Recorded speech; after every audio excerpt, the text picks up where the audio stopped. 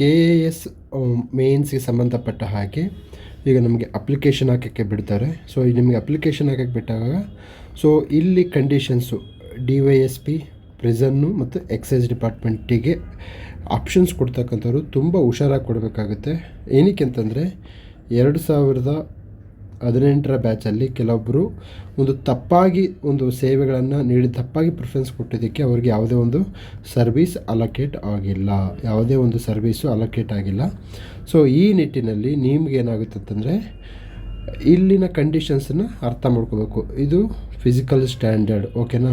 So ಈ physical ಸ್ಟ್ಯಾಂಡರ್ಡ್ಸನ್ನು ನಿಮಗೆ ಇದ್ದಾಗ ಮಾತ್ರ ಇವುಗಳನ್ನು ಆಪ್ಷನ್ಸ್ ಕೊಡಿ. ಇವುಗಳು ಇಲ್ಲ ಅಂತಂದಾಗ ಯಾವುದೇ ಕಾರಣಕ್ಕೂ ಈ ಆಪ್ಷನ್ಸನ್ನು ಕೊಡಬೇಡಿ. ಸೊ DYSPಗೆ ಸಿವಿಲಲ್ಲಿ 165 ಸೆಂಟಿಮೀಟ್ರ್ ಇರಬೇಕಾಗುತ್ತೆ, 165 ಸೆಂಟಿಮೀಟರು. ಸೊ ಎದೆಯ ಸುತ್ತಳತೆ 84 ಸೆಂಟಿಮೀಟರು. ಅದು ನೆಕ್ಸ್ಟು ಉಸಿರನ್ನು ಮೇಲಕ್ಕೆ ವಿಸ್ತರಿಸಿದಾಗ ಎಷ್ಟಾಗಬೇಕು ಜಾಸ್ತಿ, 5 ಸೆಂಟಿಮೀಟ್ರ್ ಜಾಸ್ತಿ ಆಗಬೇಕು. ಫಾರ್ ಎಕ್ಸಾಂಪಲ್ ನಿಮ್ಮದು 90 ಇತ್ತು ಅಂದ್ಕೊಳ್ಳಿ, ಎದೆಯ ಸುತ್ತಳತೆ 90 ಇತ್ತು ಅಂದ್ಕೊಳ್ಳಿ, ಇದಕ್ಕೆ +5 ಆ್ಯಡ್ ಮಾಡಬೇಕು. ಆವಾಗ ಉಸಿರನ್ನು ಮೇಲೆ ಕೇಳ್ಕೊಂಡಾಗ 95 ಸೆಂಟಿಮೀಟ್ರ್ ಆಗುತ್ತೆ. ಸೊ ಮಹಿಳೆಯರಿಗೆ ಎಷ್ಟು ಬೇಕಂತಂದರೆ 157 ಸೆಂಟಿಮೀಟ್ರ್ ಇರಬೇಕು. ತದನಂತರದಲ್ಲಿ ಮಿನಿಮಮ್ 46 kg ಇರಬೇಕಾಗುತ್ತೆ. Okay, fine. ಸರ್, ಇದು 165 ಸೆಂಟಿಮೀಟ್ರ್ ಹೇಗೆ ಗೊತ್ತಾಗಬೇಕಪ್ಪ ಅಂತಂದರೆ you go to government hospital and you check. For example ಯಾವುದೇ ಗೌರ್ಮೆಂಟ್ ಹಾಸ್ಪಿಟ್ಲಿಗೆ ಹೋದಾಗ ಹೈಟನ್ನು ಚೆಕ್ ಮಾಡಿ ಅವ್ರು ನಿಮಗೆ ಸರ್ಟಿಫಿಕೇಟು ಕೊಡ್ತಾರೆ, ಅಂದರೆ ಬರೆದು ಕೊಡ್ತಾರೆ.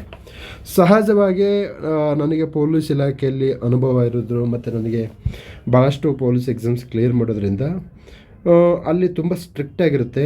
ಹೈಟಲ್ಲಿ ಯಾವುದೇ ರೀತಿಯ ಇದಕ್ಕೆ ಅವಕಾಶ ಇರಲ್ಲ. ನಿಮ್ಮದು ಹೊರಗಡೆ ಚೆಕ್ ಮಾಡಿಕೊಂಡಾಗ 169 ಸೆಂಟಿಮೀಟ್ರ್ ಬರುತ್ತೆ ಅಂದ್ಕೊಳ್ಳಿ.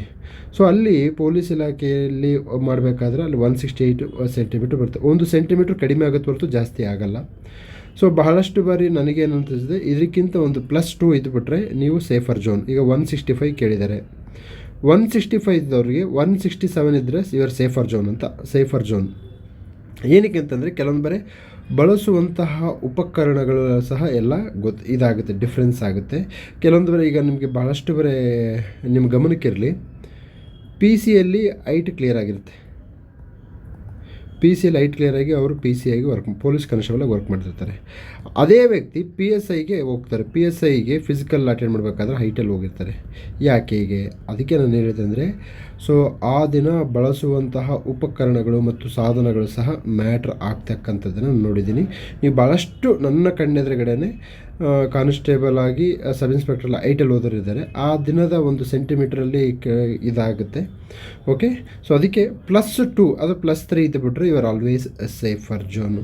ತದನಂತರದಲ್ಲಿ ಇದನ್ನು ನಾವು ಇನ್ಕ್ರೀಸು ಮಾಡ್ಬೋದು, ಡಿಕ್ರೀಸು ಮಾಡ್ಬೋದು. 84 ಸೆಂಟಿಮೀಟ್ರ್ ಇದೆಯಲ್ಲ, ಇದನ್ನು ನಾವು 2 ತಿಂಗಳು ಪುಷಪ್ಸ್ ಮಾಡೋದು, ಒಂದು ಬಾಡಿ ಎಕ್ಸಸೈಸ್ ಮಾಡಿದ್ರೂ ಅವಕಾಶ ಮಾಡಿಕೊಡ್ತಾರೆ. ನೆಕ್ಸ್ಟು ಅಲ್ಲೇ ಫಿಸಿಕಲ್ ಎಕ್ಸಾಮ್ ಮಾಡಬೇಕಾದ್ರೆಗಿನ ಆ ಪುಷಪ್ಸ್ ಮಾಡೋಕ್ಕೆ ಅವಕಾಶ ಮಾಡಿಕೊಡ್ತಾರೆ. ಪುಷಪ್ಸ್ ಮಾಡಿ ಮಾನವೀಯತೆಯ ದೃಷ್ಟಿಯಿಂದ ಕೊಡ್ತಾರೆ. ಇದು 84 centimetre. This is something possible in nature. Okay, next so ಹೈಟಲ್ಲಿ ಅದಕ್ಕೆ ನೀವು ಈ ಎದೆಯ ಸುತ್ತಳತೆಯನ್ನು ಚೇಂಜ್ ಮಾಡ್ಬೋದು, ಈ ತೂಕವನ್ನು ಚೇಂಜ್ ಮಾಡ್ಬೋದು, ಆದರೆ ಹೈಟ್ಗಳನ್ನು ಚೇಂಜ್ ಮಾಡೋಕ್ಕಾಗಲ್ಲ. ಸೊ ಅದಕ್ಕೆ ಇದು ನನ್ನ ಪ್ರಕಾರ ದೈವ ಕೃಪೆ, ದೈವ ಬಲ ಅಂತ ಹೇಳ್ತಾರಲ್ಲ. ಏನಕ್ಕೆ ಅಂತಂದರೆ 167 ಇರೋರು 165 ಆಗಲ್ಲ, 165 ಇರೋರು 167 ಆಗಲ್ಲ. Okay, fine. ನಂತರದಲ್ಲಿ ಕರ್ನಾಟಕ ಕಾರಾಗೃಹ ಪ್ರಿಸನ್ ಸರ್ವಿಸ್, ಇದು 168 ಸೆಂಟಿಮೀಟ್ರ್ ಕೇಳಿದ್ದಾರೆ, 86 ಕೇಳಿದ್ದಾರೆ. 5 ಸೆಂಟಿಮೀಟ್ರ್ ಉಸಿರನ್ನು ಹೇಳ್ಕೊಂಡಾಗ ಹಿಗ್ಗಬೇಕಾಗುತ್ತೆ. ಓಕೆ, ಹಿಗ್ಗಬೇಕಾಗುತ್ತೆ. ಇಲ್ಲೂ ಸಹ 157 ಸೆಂಟಿಮೀಟ್ರು, ಇಲ್ಲೂ 46 kg ಮಹಿಳೆಯರಿಗೆ ಬೇಕಾಗುತ್ತೆ ಕರ್ನಾಟಕ ಕಾರಾಗೃಹ ಸೇವೆ. ಓಕೆ, ನೆಕ್ಸ್ಟು ಅಬಕಾರಿ ಉಪಾಧೀಕ್ಷಕರು DYSP. ಸೊ ಇವ್ರದ್ದು ಏನಪ್ಪ ಅಂತಂದರೆ ಇಲ್ಲಿಗಿಂತ ನೋಡಿ 163 ಸೆಂಟಿಮೀಟ್ರ್ ಇದೆ. ಸೊ ಇವ್ರಿಗಿಂತ ಇಲ್ಲಿ ಇನ್ನೂ ನಮಗೆ 2 ಸೆಂಟಿಮೀಟ್ರ್ ಕಡಿಮೆ ಇದೆ. 84 ಇದೆ, 81 ಆಗಿದೆ, ಸೇಮ್ ಇದೆ. ಸೊ ಇಲ್ಲಿ 157 ಸೆಂಟಿಮೀಟ್ರು, ಬಟ್ ಇಲ್ಲಿ 49 kg ಇದೆ, 49 kg. Okay, fine. ಸೊ ಈಗ ನಾನು ಒಂದು ರಿಯಲ್ ಆಗಿ ನಡೆದಂತಹ ವಾಸ್ತವ ಘಟನೆ ಹೇಳ್ತೀನಿ. ಒಬ್ಬರು ಕ್ಯಾಂಡಿಡೇಟ್ X ಅನ್ನತಕ್ಕಂಥವ್ರು ಏನು ಮಾಡಿದರು, 2020ರಲ್ಲಿ ಏನಾಗುತ್ತೆ ಲೀಸ್ಟ್ ಬರುತ್ತಲ್ಲ, 21ರಲ್ಲಿ ಲೀಸ್ಟ್ ಬರುತ್ತಲ್ವ, ಅಲ್ಲೇನು ಮಾಡಿದ್ದಾರೆ ಅವರು ಫಸ್ಟು AC, DYSP, ನೆಕ್ಸ್ಟು ಏನು ಮಾಡಿದ್ದಾರೆ, ಅಬಕಾರಿ DYSP ಎಕ್ಸೈಸನ್ನು ಹಾಕಿದ್ದಾರೆ. DYSP ಎಕ್ಸೈಸು ಇದು ಸಿವಿಲ್ಲು. ಆಮೇಲೆ ಅವ್ರು ಯಾವುದೋ ಪೋಸ್ಟ್ ಹಾಕಿಲ್ಲ. ಸೊ ಈ DYSP ಎಕ್ಸೈಸ್ಗೆ ತುಂಬ ಕಾಂಪಿಟೇಷನ್ ಇರುತ್ತೆ, ಸಿವಿಲ್ಗೂ ಕಾಂಪಿಟೇಷನ್ ಇರುತ್ತೆ. ಸೊ ಇವೆರಡು ಸೆಲೆಕ್ಷನ್ ಆಗಿಲ್ಲ. ಅವ್ರು ಸೆಲೆಕ್ಷನ್ ಆಗಿದ್ದು DYSP ಎಕ್ಸೈಸ್. DYSP ಎಕ್ಸೈಸ್ಗೆ ಹೋಗ್ತಾರೆ, ಸೆಲೆಕ್ಷನ್ ಆಗಿದ್ದು.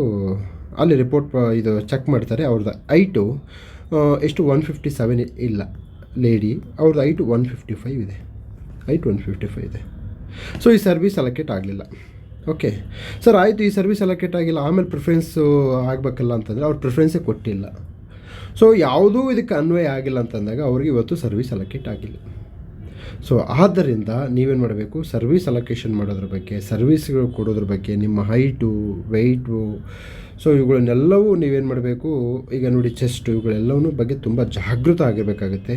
ನೆಕ್ಸ್ಟು ಸರ್ವಿಸ್ ಅಲೋಕೇಶನ್, ಸರ್ವಿಸನ್ನು ನೀವು ಯಾವ ರೀತಿ ಪ್ರಿಫರೆನ್ಸ್ ಕೊಡ್ತಾರಲ್ಲ ಅದು ನಿಮ್ಮ ಜೀವನವನ್ನು ನೆಕ್ಸ್ಟ್ 30 ವರ್ಷ ರೂಪಿಸುತ್ತೆ.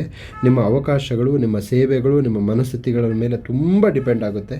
ಸೊ ಈ ನಿಟ್ಟಿನಲ್ಲಿ service preference also most important component of this case. Means ನೀವು ಹೆಚ್ಚು ಮಾರ್ಕ್ಸ್ ತೆಗೆದು ಒಂದಾದರೆ ಅದ್ರ ಜೊತೆಗೆ ಏನಾಗುತ್ತೆ ಅಂತಂದರೆ ಯಾವ ಸರ್ವಿಸನ್ನು ಕೊಡಬೇಕು ಅನ್ನೋದು ಸಹ ಭಾಳ ಇಂಪಾರ್ಟೆಂಟು. ಸೊ ಮೇನ್ಸ್ ಸಂದರ್ಭದಲ್ಲಿ, ಅಪ್ಲಿಕೇಶನ್ ಆಗಬೇಕಾದ ಸಂದರ್ಭದಲ್ಲಿ ದಯವಿಟ್ಟು ನೀವೇನು ಮಾಡಬೇಕು ಅಂತಂದರೆ ನಿಮ್ಮ ಸ್ವಂತ ತಲೆಯನ್ನು ಉಪಯೋಗಿಸ್ಕೋಬೇಡಿ. ಹಿರಿಯರ ಮಾರ್ಗದರ್ಶನವನ್ನು ತೊಗೊಳ್ಳಿ, ನಿಮ್ಮ ಸೀನಿಯರ್ಗಳ ಗೈಡೆನ್ಸ್ ತೊಗೊಳ್ಳಿ, ನಿಮ್ಮ ಟೀಚರ್ಸ್ ಗೈಡೆನ್ಸ್ ತೊಗೊಳ್ಳಿ, ಅಡ್ಮಿನಿಸ್ಟ್ರೇಷನಲ್ಲಿರತಕ್ಕಂಥ ಹೆಲ್ಪ್ ತೊಗೊಳ್ಳಿ ಅನ್ನೋದು ನನ್ನ ಭಾವ. ಓಕೆ, ಏನಕ್ಕೆ ಅಂದರೆ ನೀವು ಇಲ್ಲಿ ಕೊಡ್ತಕ್ಕಂಥದ್ದು ಪ್ರಿಫರೆನ್ಸು ನಿಮ್ಮ 30 ವರ್ಷ ಲೈಫನ್ನು ಇದು ಮಾಡುತ್ತೆ. ಸೊ ನೆಕ್ಸ್ಟ್ ವೀಡಿಯೋದಲ್ಲಿ ನಾನು ಏನು ಮಾಡ್ತೀನಿ ಅಂತಂದರೆ I will come up with service preferences. So service preference ಬಗ್ಗೆ ಏನು ಮಾಡಬೇಕು, ಹೇಗೆ ಮಾಡಬೇಕು ಅಂತೇಳಿ ನಾವು ವಿ ವಿಲ್ ಡಿಸ್ಕಸ್.